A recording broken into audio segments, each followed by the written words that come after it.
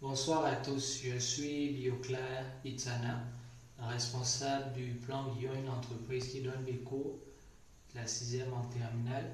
Aujourd'hui, je viens présenter en français les modes de raisonnement et les connecteurs logiques. Il y a un lien qui existe entre les modes de raisonnement et les connecteurs logiques. C'est deux cours qu'on voit généralement en seconde, mais qui interviennent jusqu'en terminale et même à l'université. Parce que pour bien faire une rédaction, on a besoin des connecteurs logiques. Et beaucoup, souvent, ils oublient et ils ne maîtrisent pas cette notion alors qu'elle est très importante. Donc, je vous ai scindé. Ici, j'ai présenté les connecteurs logiques et de l'autre côté, j'ai présenté les modes de raisonnement correspondants. Ok.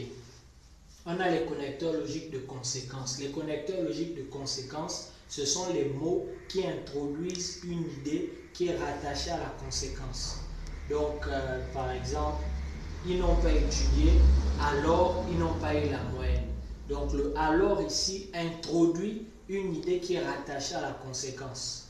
Voilà. Donc, vous avez comme connecteur logique de conséquence, c'est des exemples, il y en a beaucoup. Vous avez par conséquent, vous avez ainsi, vous avez alors, vous avez donc. Maintenant, le mode de raisonnement qui correspond pour les connecteurs de logique de conséquence, il y en a deux. On peut avoir le mode de raisonnement déductif ou on peut avoir le mode de raisonnement inductif. Le mode de raisonnement inductif, c'est un mode de raisonnement qui va du particulier au général, c'est-à-dire qui va d'un élément vers un élément plus global.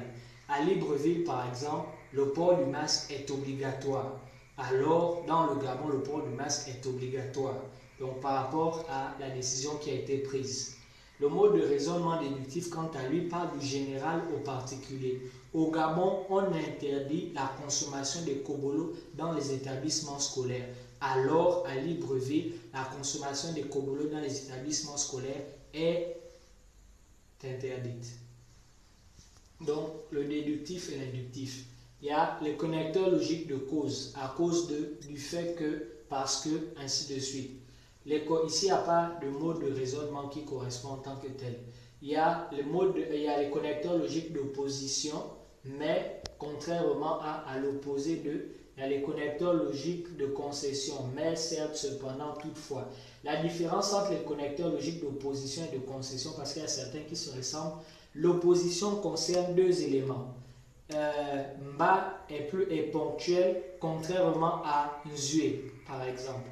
Alors que la concession ne concerne qu'un élément dont on parle de deux faces. Donc, Tifem est un élève ponctuel, cependant, il est parfois boudeur, par exemple.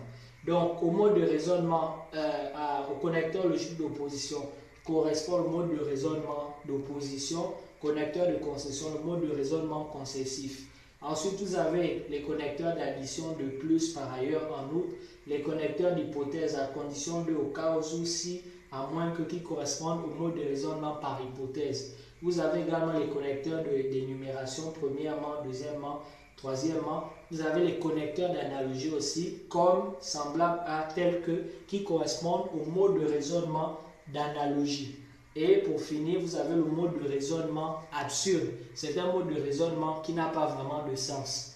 Par exemple, au Gabon, la consommation de bouteilles d'eau en est interdite, alors à Libreville, elle est autorisée. C'est une contradiction. Ça n'a aucun sens. C'est le mode de raisonnement par absurde.